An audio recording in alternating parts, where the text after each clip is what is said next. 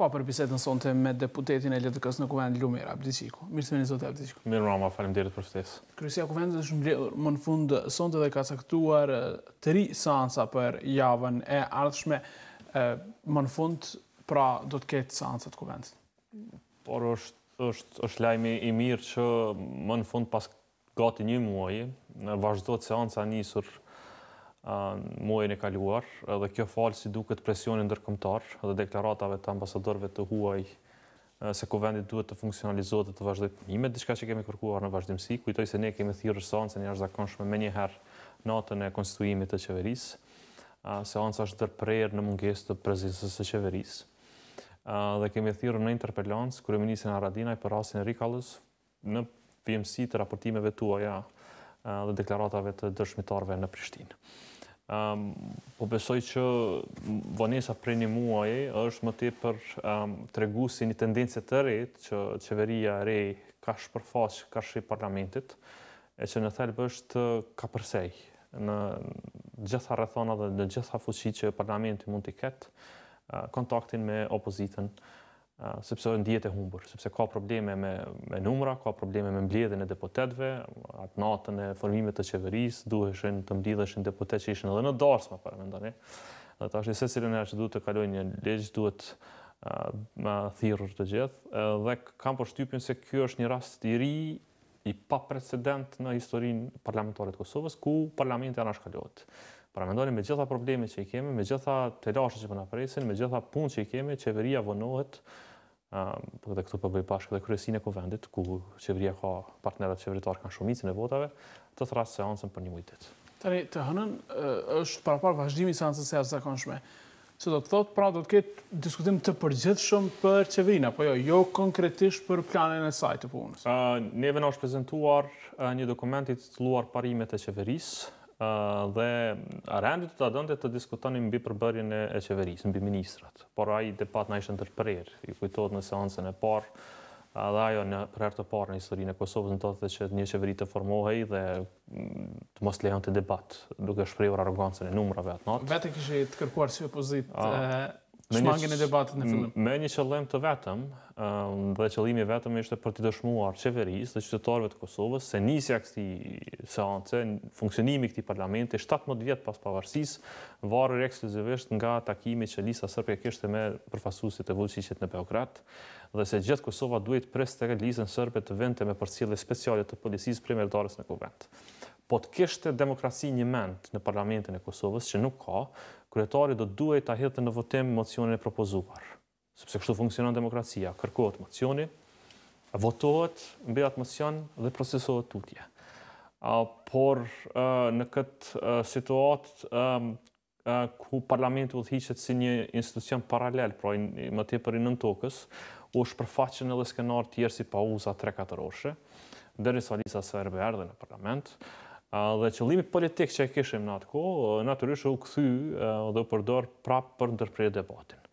Por debati s'mundet më ndërprerë. Shikoni, ne do të kemi kërkuar me një herë atë natë seancë të jashtëzakonshme, mund të shtyhet, ne do të debatojmë, gjithsesi do të flasim për gjitha procedurat që kanë rrjedhur dhe kanë mundsuar formimin e kësaj qeverie, prej kontrabandës, prej blerjes së votave, prej ndërmjetësuesve që sot janë bërë ministra, zëvendës kryeministra, pra që mbajnë postet më të larta shtetërore për shkak të pazareve që i kanë ndërmjetësuar. Do të flasim për parimet e qeverisë që në thelb është oksimoron vete, sepse kjo qeverisje, ky grupacion ka shkelur secilin parim të mundshëm për të bërë bashkë, dhe do të flasim për më të rëndësishmen listën sërbe, kushtet e saj dhe pasojat që po na vijnë. Dhe këtu pasojat po na shpërthejnë edhe tash, shikoni, mos antarësimi dhe tërheqja në Interpol, në kohën kur në Interpol pranohet një shtet gjysmak si Palestina, duhet të qartësohet, a ka qenë pjesë e kushteve të listës sërbe dhe Beogradit në radhë të parë, që kjo tërheqje të ndodhë, apo ka qenë një gafë politike e Kosovës. Gjithsesi do të flasim edhe për qeverinë e madhe që është krijuar, që po shtohet në një draft të ri të programit që na është rrjedh, kemi parë edhe planet për krijuar ministri të reja, pra nuk po ndërpritin këto sepse pazaret po shtohen. Dhe ne do të diskutojmë të gjitha këto në parlament, bashkë me rastin më të ndjeshëm që ka ndodhur dhe që nuk po përcillet fatkeqësisht i ministrit Rikalo. Kujtoj se 3 vite më parë për një deklaratë të Jablanovicit për rast shumë më pak të rëndësishëm, pra ishte deklaratë, ishte thënie, do nëse ofenduese dhe për cilën kishim ngritur zërin të gjithë. Ishin zjerë në rrugë mbi 100.000 vetë. Për Rikallon duke se gjithçka po provohet të amortizohet dhe keni mbetur të vetëm në raportimet e tilla. Dhe ne kemi kërkuar interpelancë dhe llogaridhënie. Çfarë presin që do dalë, sepse kemi parë kryeministrin Haradinaj që më njëherë të nesërmën raportimit ka thënë që ka folur me prokurorin, me AKI-n dhe s'ka asgjë nga ky rast. Është që përshëti që prokuroria të reagoj ka shpejt, pa verifikuar dhe pa pyetur ata 10 dëshmitar që janë dalë në televizionin tuaj. Ata njerëz kanë emër, kanë mbiemër dhe kanë përvoja personale dhe është e pamundur që të koordinohet gjithë kjo skenë, që gjitha këto deklaratat janë të montuara. Pra gjë e parë që do duhet ndodhte është prokuroria të hapte rast të shpejtë të hetimit dhe mbledhjes së deklaratave për çfarë ne edhe kemi kërkuar. Në fakt, prokuroria i ka marrë në pyetje. Dhe të nis hetimet pra mbi këtë rast, dhe përderisa nisin hetimet mbi këtë rast, sepse ka pretendime të rënda, ka pretendime që një ministër i Republikës së Kosovës, i cili nuk e njeh shtetin e Kosovës, ka kryer akte kriminale në uniformat e beretave të kuqe gjatë luftës në Kosovë. Pra këto janë pretendime të rënda dhe përderisa ka hetime që do duhet nishin, atëherë ne kërkojmë nga qeveria që të shkarkojë ministrin Rikalo si aktin më parë. Të paktën që qeveria duhet bëj, e për pjesën tjetër të natyrisht se qeveria s'ka çfarë të përzihet, mirët prokuroria dhe hetuesia për të thënë verdiktin final mbi fajësinë ose jo të tij. Për këtë kam bindjen që kjo qeveri s'mund ta bëj. Pra shkarkimin s'mund ta ketë konsiderat sepse mos harroni, varet prej një vote. Prej një vote të listës sërbëse, mjafton pra vetëm një votë që të ketë pakënaqësi dhe kjo qeveri do të ketë shumicën dhe do të bjerë. Duke parë aktet që i ka bërë, gjitha pazaret që i ka bërë, gjitha kufi që i ka kaluar deri më tani, nuk më çudit që e njëjta do të pranojë secilin poshtrim të mundshëm për të mbajtur veten në pushtet. Për shembull, nuk ka poshtrim më të madh se sa vizita parë zyrtare e përfaqësuesve politik të Kosovës ndodh në Moskë. Pra lista sërbëke, që është partnere e koalicionit qeverisës, shkon takohet me partinë e Putinit në vizitën e parë zyrtare të Kosovës. Kjo është mos kjo skenë ka është tragjike, është sinqerisht komedi. Dhe asnjë qeveri nuk do duhet ishte prej e skemës së tillë, ku varësia tash të institucioneve të Kosovës ka të kaluar edhe Beogradin, pra vendosur diku në Moskë, në shtetin më kundërshtues të Kosovës.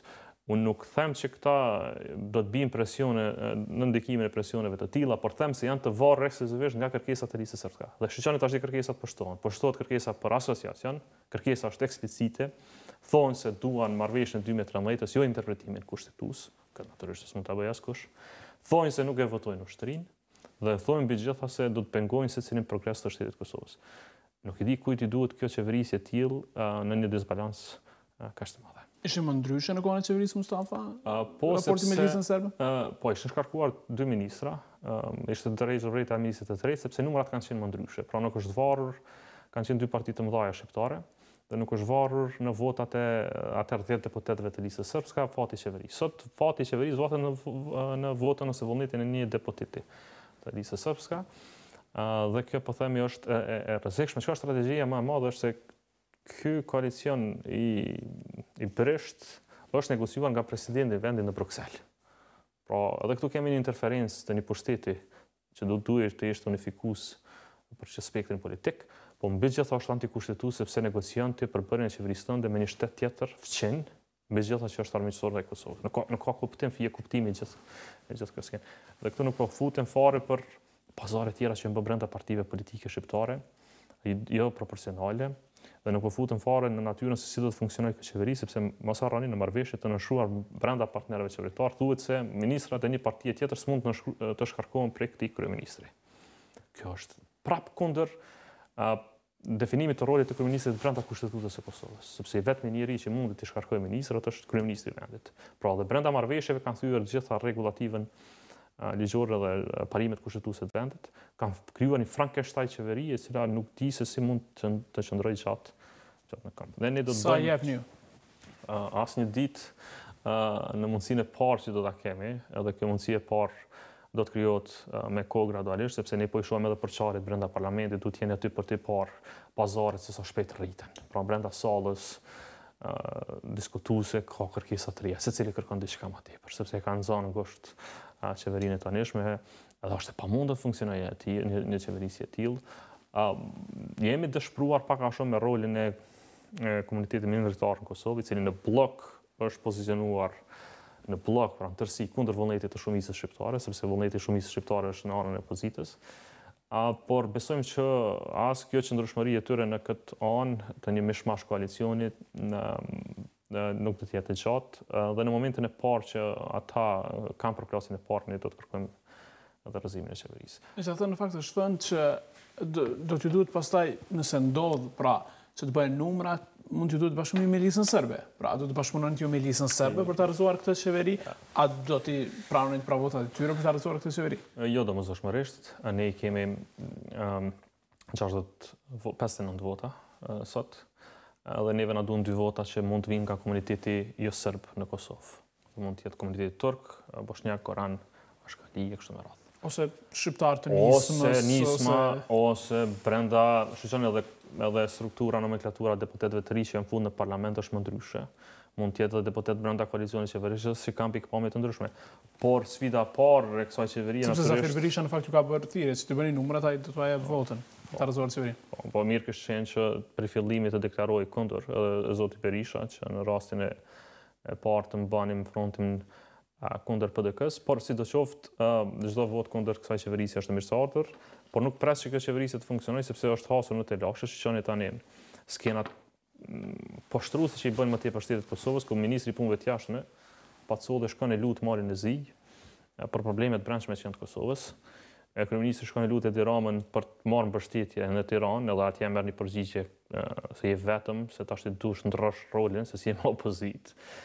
Pra, shkojnë në Bruxelles, marrin të njëjtat përgjigje, shkojnë në NATO, marrin të njëjtat përgjigje.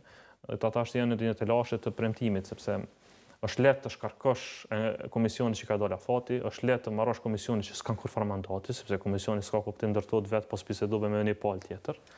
Por është fakt që këta kanë premtuar qytetarëve tonë liberalizim vizave brenda 90 ditëve, jo që i kemi besu, sepse do të ishte marrri edhe çmenduri i besohej për çfarë do fjalë këtij grupacioni politik, sepse po themi nuk kanë mbajtur asnjë fjalë deri më tani të mundshme, por gjithsesi nuk mund të vazhdojnë me situatën e status quo-s dhe pa i dhënë liberalizim vizave qytetarëve të Kosovës. Ata kanë vetëm një zgjidhje dhe këtë zgjidhje është që të dërgojnë kufirin me komisionin, me gjitha fuqitë që i kanë politike, aty ku kanë premtuar në Çakar dhe në Zhlep, dhe natyrisht ky duket të jetë një mision i pamundur për ta. Në një situatë tillë nuk di pse duhet të ekzistojë një qeveri e tillë e cila mban të bllokuar Kosovën në integrimet evropiane. Dhe nuk do ta ketë gjatë. Në kuadër të konstituimit të kuvendit janë caktuar edhe komisionet parlamentare, LDK ka marrë 3 apo ju, dhe ju do të udhëheqni njërin prej tyre. Po LDK ka 3 komisione, ka komisionin për buxhet dhe financa, të cilin do ta udhëheq unë. Ka komisionin për punë të jashtme, të cilin do ta udhëheq zonja Vjosa Osmani, dhe ka komisionin për mbikëqyrjen e financave publike, të cilin do ta udhëheq Dritan Selmanaj.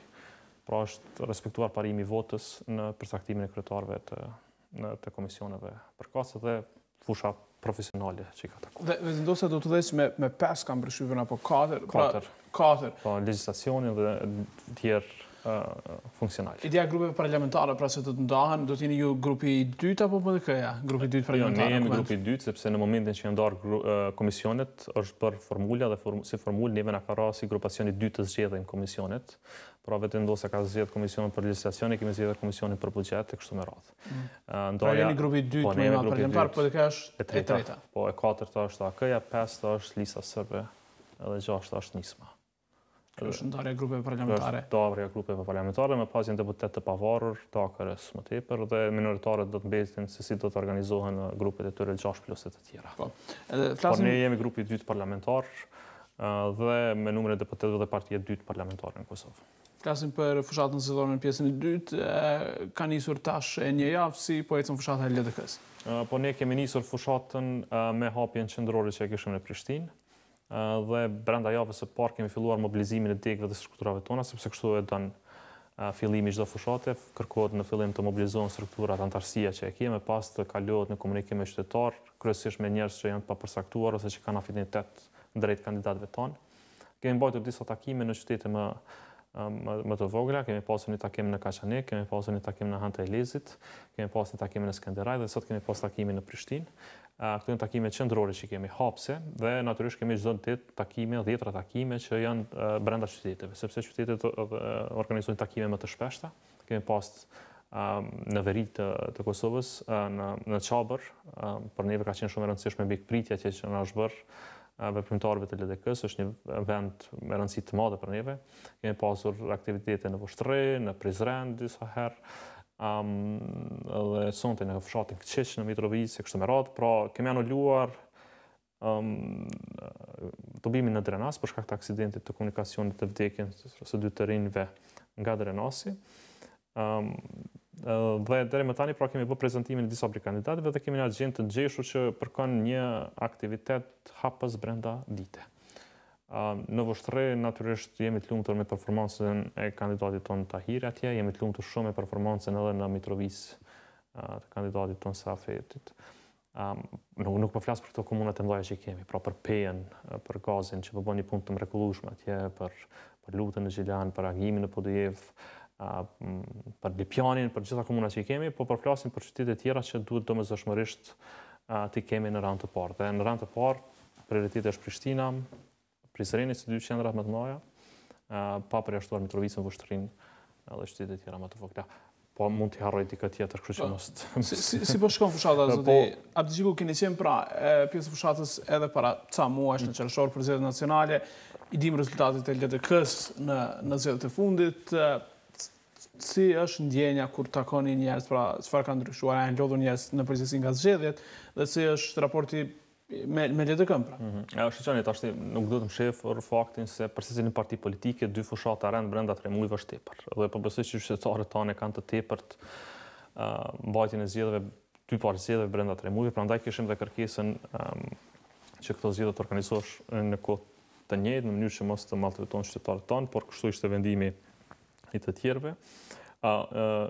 LDK-ja ka filluar tash më parë konsolidimin e vetvetes dhe rekuperimin e votave të humbura eventuale nga zgjedhjet e kaluara, ndonse në numra kemi qenë parafërsisht njëjtë. Pra nuk e kemi përcjell ritmin e rritjes që natyrisht një parti duhet ta ketë. Ne kemi pasur 186.000 vota, natyrisht në koalicion, dhe do donim që këtë numër ta kemi më të madh këtë herë.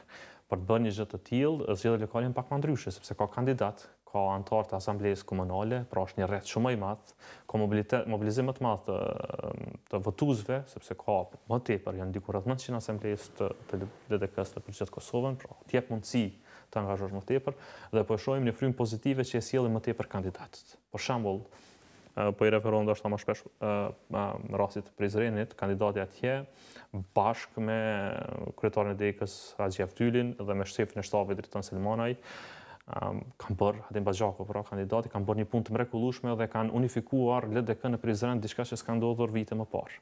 Dhe kjo natyrisht sjell votë shtesë të LDK-s, diçka që s'e kemi pasur para 3 muajve, por që ndodh tani. Raste të tilla, pra, ku kandidatët sjellin risi, edhe sjellin platformë të re, edhe sjellin ide të re, natyrisht se mobilizojnë LDK-n sepse ka një bazë më të shëndosh. Nuk është lehtë të presësh rikthem të shpejt për rreth 3 muaj, por jemi konfident se këtë gjë do ta bëjmë. Sinqerisht, po themi edhe kjo lojë e zgjedhjeve bëhet në 2 faza në këtë rast. Dhe në pjesën e parë arritjes së balotazhit, po besoj që LDK do ta ketë numrin më të madh të komunave në balotazh në raundin e parë, për të gjitha partive tjera. Për shembull për Prizrenin nuk është favorizohet shumë LDK atje përkundër respektit të gjithanshëm që ka për zotin Baxhaku. Të dhënat tona thonë të kundërtën. Po të ka edhe vendosur të shkojnë në balotazh. Jo, të dhënat tona tregojnë të kundërtën. Në fakt, të dhënat tona tregojnë një rënje drastike të PDK-s për shkak të shumë fenomeneve që ndodhen aty dhe një kthem gradual të LDK-s. Pra presin balotazh me vetvendosje në Prizren? Vetvendosja dhe PDK janë shumë afër në Prizren, por do të ishte absurde që PDK të vazhdonte çfarë do gjase të kishte në Prizren pas një qeverisje 10 vjeçare. edhe në këtë rast DK vjen me kandidat të ri, vjen me një ekip të ri, dhe është shumë i pritshme që të kthehet. Në page, ashtu i kemi shansa të jashtëzakonshme për me pri, me mbajt pejen më lehtë, sepse kemi më pak konkurrencë. Në Gjilanët e PD-jeve po besojmë që i mbajmë për shkak të performancës së kandidatëve tonë në këto regjione. Do të tënim pra edhe njerë të kthenim Mitrovicën me një kandidat të ri edhe të kthenim Vushtrinë, sërish me një kandidat të ri. Alipianin e kemi shumë komod. Ferizaj është betej që po ndodhë gjithashtu, mos ta harroj është e rëndësishme jashtëzakonisht për ne. Ne kishim një takim para disa ditëve në Ferizaj atje dhe mobilizimi i qytetarëve shumë e madh sa që e presnim.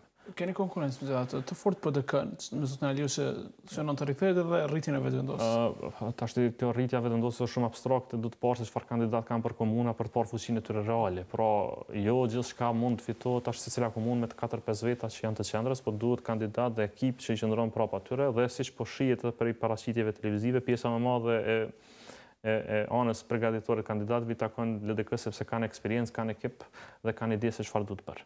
Pra, edhe në Ferizaj ka betejë me PD-k-n, por mos harrojmë PD-k është një krizë të thellë, është një krizë të parikuperueshme dhe madje edhe sjelljet e fundit të leadershipit të PD-k-s dhe ekipit brenda tyre janë në vijë të kësaj sjellje rëndëse më tepër të PD-k-s. Varet se ku do të përfundojnë votat e PD-k-s.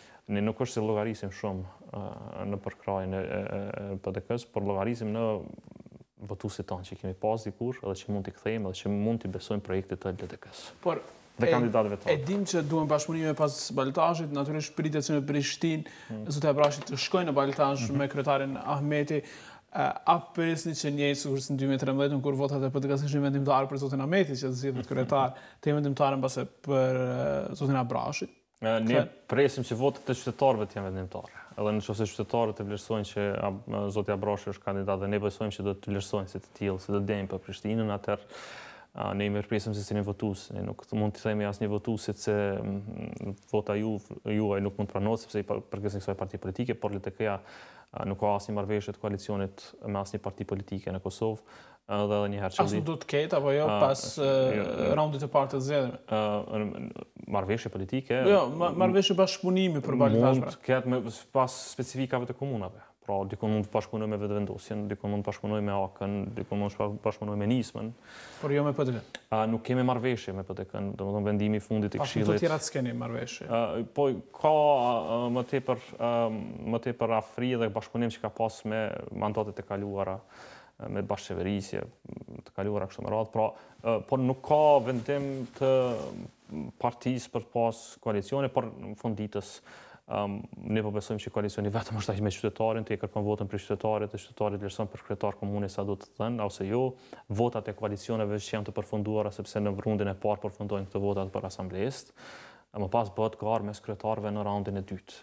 Dhe tani është çështja e qytetarit, se cilit kryetari beson më tepër për t'u udhëheq qytetin e vet.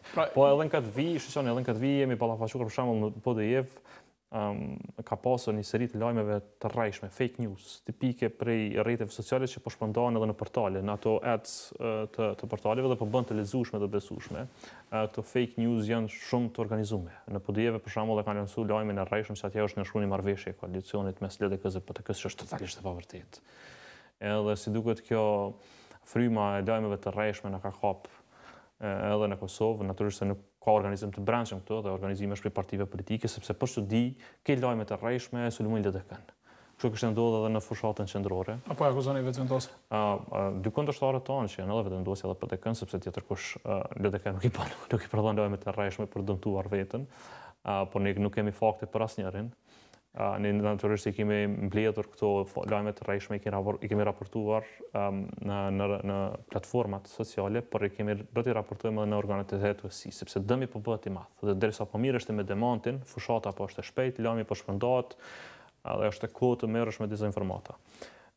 Ne kemi kërkuar nga KQZ-ja gjithashtu që të ketë edhe kujdes për verifikimin e vëzhguesve në këto zgjedhje, sepse kujtohet në zgjedhjet nacionale ishin certifikuar 2 organizata që s'kishin lidhje me vëzhgimin e zgjedhjeve dhe kishin nga 4000 vëzhgues, ishin militant partijak, edhe që më tepër bënin punë të ndikimit në procesin e votimit, pra do të tani këtë kujdes më të shtuar të KQZ-s. Jemi në kontakt të vazhdueshëm edhe me Bashkimin Evropian, misionin monitorues të zgjedhjeve në Kosovë për të pasur një proces të rregullt të qetë. Megjithatë kemi pasur zotim që do të zhvillonim një proces të qetë, pozitiv për anës sonë, pra më pak po miremi me kundër kandidatët tonë, më shumë po miremi me çka po ofrojmë ne. Edhe kemi parë, po besoj edhe një më fushat më moderne dhe më modeste të LDK-s, moderne në formën se si paraqitet dhe komunikimin që e bën, më modeste në formën e shpenzimeve. Ne kemi hequr dorë edhe nga posterët printimi tyre që na ka doki kot. Keni hequr dorë vetëm nga posterët apo edhe nga banerët? Sepse zoti Abrashi ka disa në shtetë, nuk di çfarë janë ata. Banerët dhe billboardet. Posterët të mëdhenj, jo, i ka këtu te grande, ka një. Po, banerët dhe billboardet e hapësira reklamuese që janë të lejuara prej komunës së Prishtinës. Pra hapësirat ku ka leje për reklamim ne shfrytëzojmë. Po flisni se nuk vendosni poster në për Po, posterët në për mure, të shtëpive private se publike dënoshme ligj. Pra ka një dënim, nuk është punë e madhe për respektove ligjin. Por shpesh ka ndodhur që janë vendosur poster në mure të shtëpive dhe ato poster janë larguar më njëherë nga kundërshtarët dhe kanë krijuar një ambient jashtëzakonisht të ndotur gjithandej. Edhe këtë kemi vendosur ta ndërprejmë në këtë fushat zgjedhore, është era parë që një parti politike bën një çështë të tillë në Kosovë. Sa do modeste që është, po edhe po besojmë që duhet të kaluar tash më tepër në pjesën sociale, reklamimeve sociale, është e kohë të shtypja tyre dhe mos qëndrimi më shumë se 2-3 minutë, 2-3 orë, sepse po them edhe një dëmton për kundërshtarëve politik gjithmonë. Do vendosën të tjerë mbi ta. Moto e kësaj fushate është lidhja, apo jo? Ky është slogani, lidhja pikë. Kështu diçka. Lidhja për secilin komun. Lidhja është emri jon, Lidhja Demokratike e Kosovës dhe lidhja është në thelb paraqet tendencën e LDK-s për të lidhur me qytetarët në për secilin komun, për të lidhur me veten, për të qenë unike dhe për dalë me një ofertë të fuqishme, pra kemi lidhjen për Prishtinën, kemi lidhjen për Prizrenin, për Mitrovicën, për Pejën, për Çakovën, për Gjilanin, qytetet e tjera. Ka qenë i pranueshëm mirë dhe deri më tani është mjaft i përdorur nga aktivistët tonë dhe vullnetarët tonë. Edhe njerë për Prishtinën në fund fare, pra jeni konfident që do ta ktheni, që zoti Abrashi do ta kthej Prishtinën në qeverisin e KQZ-s? Absolutisht. Zoti Abrashi është bërë duke bërë një performancë jashtëzakonshme për besoj në debatet televizive dhe në ofertën që ka bërë. Dhe edhe sonte madje ka pasur një debat të shkëlqyeshëm. Dhe po besoj që me kalimin e kohës do t'i binë qytetarët që është kryetari i denjë për Prishtinën. Dhe mos harroni, Prishtina është një bazë e shkëlqyeshme për LDK-n. LDK-ja mund të ketë pasur defektet e veta, por në këtë raund garon me një kryetar të përgatitur, garon me një ekip mjaft kompetent, me ide të qarta dhe me punë krahasimore pa marrë me temat. Pra ne flasim sa ka mund me qenë buxheti i Prishtinës këtë kohë, sa është, ka qenë 90 milion 4 vite më parë, ka rënë 60 milion në këtë qeverisje. Flasim për numrin e shkollave që do ndërtohen, flasim për numrin e qerdhave që do ndërtohen, flasim për numrin e qendrave të mjekësisë familjare që do ndërtohen, për çfarë rrugë kanë ndërtuar. Këto janë projekte që zoti Abrashi i ka bërë publike sot. Janë 10 shtylla, 10 projekte madhore dhe ato ndahen më pas në 9 projekte të tjera. Vetë premtime, zotime? Po. Si që kishte zoti Hamit? 10 shtylla janë quajtur, 10 shtylla dhe brenda 10 shtyllave ka shumë. Për shembull, kur flasim për shëndetësi, flitet për spitalin e Prishtinës, për qendrat e mjekësisë familjare, kështu me radhë. Kur flitet për arsem, flitet për arsem gjithëtor, pra janë më tepër të elaboruar, nuk janë as veç pika që mundën më botek. Dhe unë po besoj që qytetarët e Prishtinës duhet vlerësuar zotin Abrashin mbi këto premtime që i ka bërë. Natyrisht fushata është e gjatë, jemi 3 javë në kohë dhe do të bëjmë gjithçka që është e mundur për të marrë secilin votë që kemi në Prishtinë. Faleminderit shumë për intervistin interaktiv zot Abdixhiku. Faleminderit shumë edhe juve. Faleminderit. Të nderuar shikues, ka qenë kjo biseda personte, pas pak ju lëm me raportet e kësaj dite të fushatës zgjedhore. Qëndrojmë.